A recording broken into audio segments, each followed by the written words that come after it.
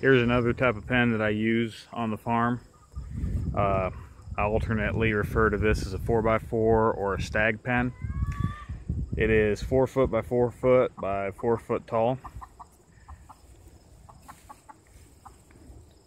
Gives 16 square foot of space per bird. The roost is set about 2.5 foot up off the ground, and it's in the center of the pen. That way there's no way, if a bird is roosting, that a predator can come through, and that's why I'm able to use this 2x4 wire. I built these pens in either 2005 or 2006, and while I have had to replace a few boards on some of them, I built 17 of them originally. Overall, they've held up really well, just with that coating oil. I need to put a new coat on the roof here, but this is the original plywood from when I built it.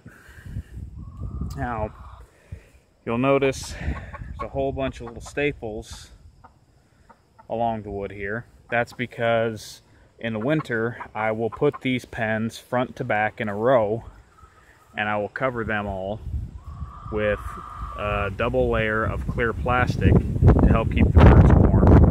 And typically I'll line them up in a run that goes east to west behind some of my other pens, and it acts as a windbreak for those other pens. A couple of things I like about this design: it's super easy to move. You just grab it and roll it like it's a giant dice.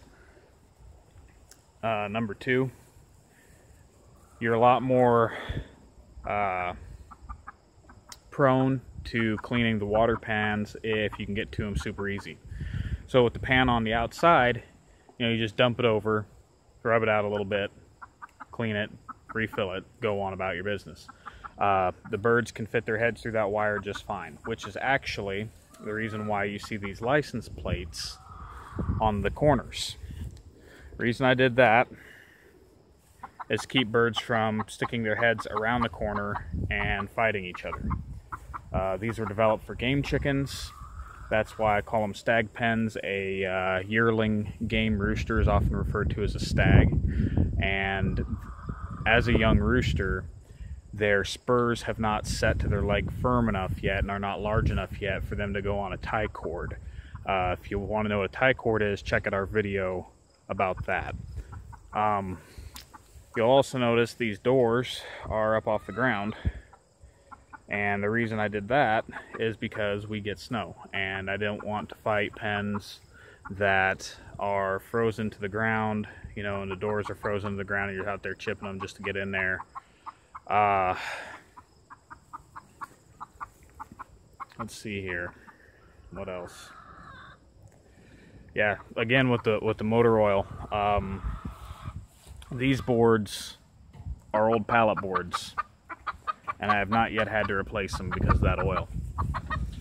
The only thing, I'm thinking about building some more of these now that we've got the new place, and the one thing that I'm contemplating doing is making just a slight pitch to the roof, maybe an inch or two from the door side to the back side, just to help control where the water rolls off it and where the snow melts. Because one of the downsides of putting them in a line like that is in the spring during thaw, if you've got one pen that's leaning forward, all that runoff goes into the pen in front of it and create a muddy mess if you're not putting bedding in there.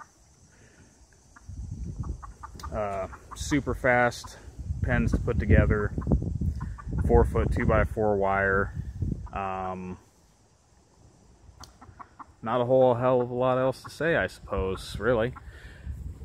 But if you got any questions, just leave them in the comments. And thanks for watching. Check out our other videos.